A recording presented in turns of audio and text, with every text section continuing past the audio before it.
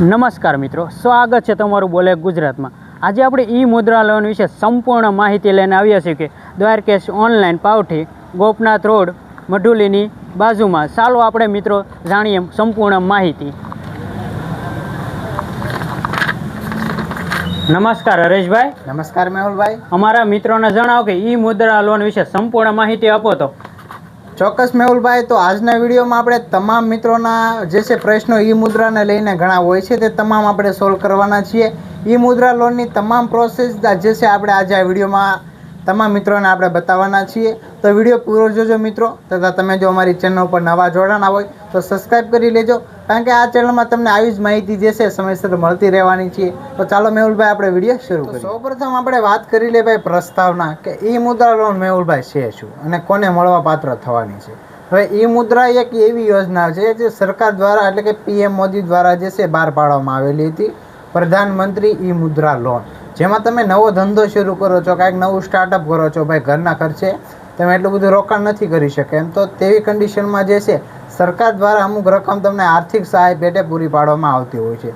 તમારે નવો કપડાનો વેપાર શરૂ કરવો છે, કંઈ પંચરની દુકાન કરવી છે, અથવા પાન ગલ્લાની ઓફિસ દુકાન કરવી છે, તેવું તમારે કોઈ પણ ધંધો ટૂંકમાં ચાલુ કરવો હોય તો તેના માટે જે છે તમને ઈ મુદ્રા લોન થકી થોડી ઘણી સહાય મળવા પાત્ર થઈ શકે છે। ક્યાં ક્યાં ડોક્યુમેન્ટની જરૂર પડે હરેશભાઈ? ડોક્યુમેન્ટમાં મેહુલભાઈ વાત કરી લઈએ તો માત્ર 3 ડોક્યુમેન્ટ અહીંયા તમારે રજૂ કરવા પડશે, જેમાં આધાર કાર્ડ, પાન કાર્ડ અને બેંક પાસબુક જે છે તેની જરૂર પડવાની છે। આ સિવાય એક પણ તમારે જે છે બીજું ડોક્યુમેન્ટ આમાં માગવામાં આવશે નહીં, અથવા તો તમારે રજૂ કરવું પડશે નહીં।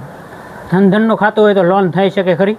નહીં મેહુલભાઈ, જો મિત્રો આમાં ધ્યાન રાખજો, તમે પહેલાં ચેક કરી લેજો કે તમારું અકાઉન્ટ કયું છે ભાઈ, સેવિંગ છે, કરંટ છે કે જનધન અકાઉન્ટ છે। ઘણા લોકો શું પહેલાં ભણતા હોય ત્યારના અકાઉન્ટ યુઝ કરતા હોય છે, તો નોર્મલી જ્યારે તમે પ્રાથમિકમાં ભણતા હોય ને ત્યારે તમામના અકાઉન્ટ જે છે ત્યારે જે યોજના શરૂ થઈ હતી જનધન તેમાં જ ઓપન કરેલા છે, તો તે લોકો જો એપ્લાય કરવા માગતા હોય તો જનધનમાંથી તમારે સેવિંગ અકાઉન્ટમાં ટ્રાન્સફર કરવું પડશે અને ત્યાર પછી જે છે તમે એપ્લાય કરી શકો છો। હવે આ સંપૂર્ણ પ્રોસેસ મેહુલભાઈ ઓનલાઈન છે। જો તમે એક વખત ઈ મુદ્રાની પ્રોસેસ કરી નાખો છો અને ફાઇલ રિજેક્ટ થઈ જાય છે તો અમુક મહિના સુધી તમે બીજી વખત એપ્લાય કરી શકતા નથી। તમારી જે પણ એમાં કંઈ તમને ઓફર મળેલી હોય છે 50 સુધીની, 1 લાખ સુધીની, તે તમામ બ્લોક કરી દેવામાં આવતી હોય છે। એટલે પહેલાં તમારે જે છે ચેકઅપ કરી લેવું કે ભાઈ સેવિંગ અકાઉન્ટ છે અને રેગ્યુલર શરૂ અકાઉન્ટ છે ને, તો જે છે તમે એપ્લાય કરજો। કોઈ પણ લોન ના લીધો હોય તો લોન થઈ શકે ખરી?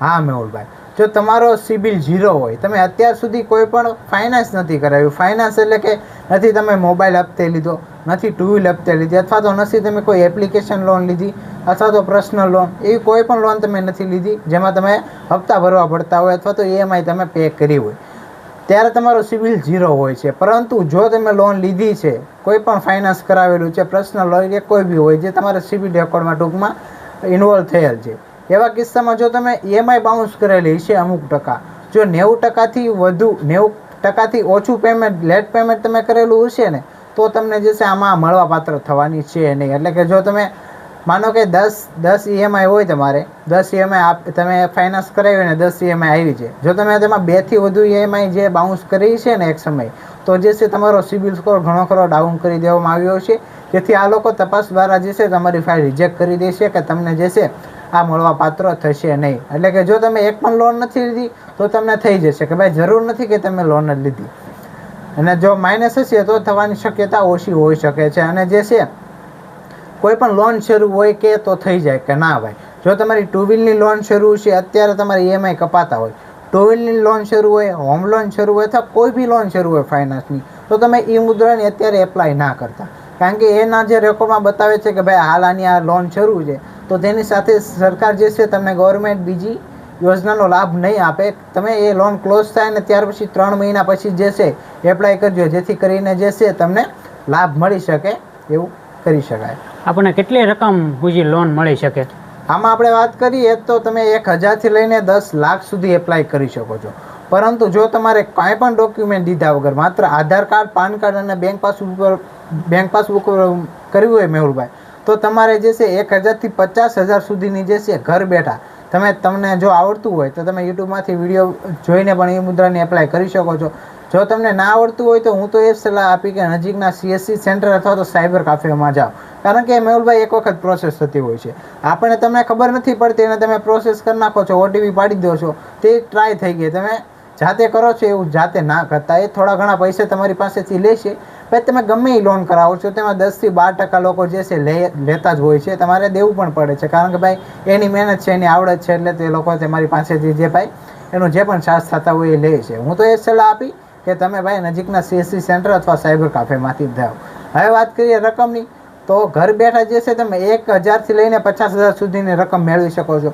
પરંતુ 51,000થી લઈને 10 લાખ સુધીની રકમની જો તમારે સહાય મેળવવી હોય તો તમારે જે તે બેંકના મેનેજર પાસે અથવા તો રૂબરૂ ત્યાં જઈને જે છે તમારે અરજી દેવી પડશે કે ભાઈ મારે આ ધંધો શરૂ કરવો છે અને મારે આ લોનની જરૂર છે. તો એવી લેખે તમે લોકો મેળવી શકવાના છો.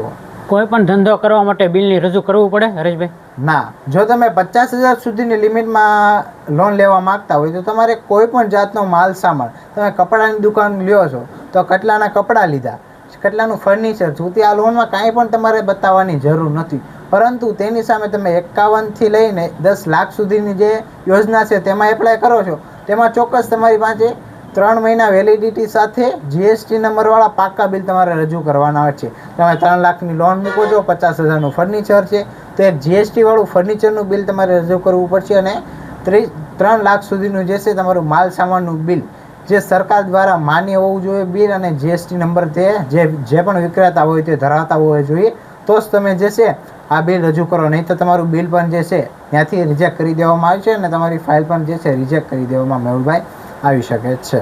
આપણને કેટલા ટાઈમમાં પૈસા મળી શકે એમ? પૈસાની વાત કરીએ મેહુલભાઈ તો આ જે છે ઝડપી પ્રક્રિયા છે અને તમામ પ્રક્રિયા ઓનલાઈન છે. હવે આપણે વાત કરીએ 1,000થી 50,000 સુધીની જો તમે ઓનલાઈન એપ્લાય કરો છો ને તો 10થી 15 મિનિટ જેવું જ તમે અહીંયા નેક્સ્ટ બટનમાં જઈને તમારે ભાઈ અપ્રુવલ આવી ગઈ કે હાલો ભાઈ 50,000ની લોન છે ને એટલા ટકે તમને મળેલી છે, લેવા માગો છો, તમે ક્લિક કરીને સબમિટ કરશો, એવી 2 થી 3 મિનિટમાં જે છે તમારા અકાઉન્ટમાં પૈસા પડી જતા હોય છે. એટલે કે ટૂંકમાં 10થી 15 મિનિટના અંદર જે છે તમારા ખાતામાં આ લોકો દ્વારા પૈસા જે છે જમા કરી દેવામાં આવતા હોય છે. ને જેથી કરીને જે ત્યાર પછી વાત કરીએ, જો તમે 51,000થી 10 લાખની લેવા માગતા હોય તો તેમાં તમારે મહિનો ગણી લેવાનો, કારણ કે એ તમામ પ્રોસેસ જે છે રૂબરૂ છે. તે લોકો તમે ત્યાં ડોક્યુમેન્ટ આપશો મેનેજરને અથવા તો બ્રાન્ચ જે પણ ત્યાં હોય બેંકમાં, તે લોકો વેરીફાઈ કરશે કે ભાઈ આ લીગલી ધંધો કરે છે. તમને કોલ કરીને આવશે કે ભાઈ તમારી જે છે દુકાને અમે આવી રહ્યા છીએ, દુકાન તમારી કેવી છે, કેવું સ્ટાર્ટઅપ કરો છો, તેના ઉપરથી જે છે એ લોકો તમારી ફાઇલ મેહુલભાઈ અપલોડ કરતા હોય છે. તો આ હતી સંપૂર્ણ જે છે ભાઈ ઈ મુદ્રાની લોન. જો મિત્રો તમારે પણ ઈ મુદ્રા કરાવવી હોય તો અમારો સંપર્ક જરૂરથી કરજો. અમે નીચે ડિસ્ક્રિપ્શનમાં અમારી કોન્ટેક્ટ ડિટેલ પણ આપેલી છે. વાત કરીએ અમારા એડ્રેસની તો દ્વારકેશ ઓનલાઈન પાવઠી આપણે તળાજા ગોપનાથનો રોડ રહેવાનો છે, બાપા સીતારામની મઢીની બાજુમાં દ્વારકેશ ઓનલાઈન. એકવાર મુલાકાત જરૂર લેજો.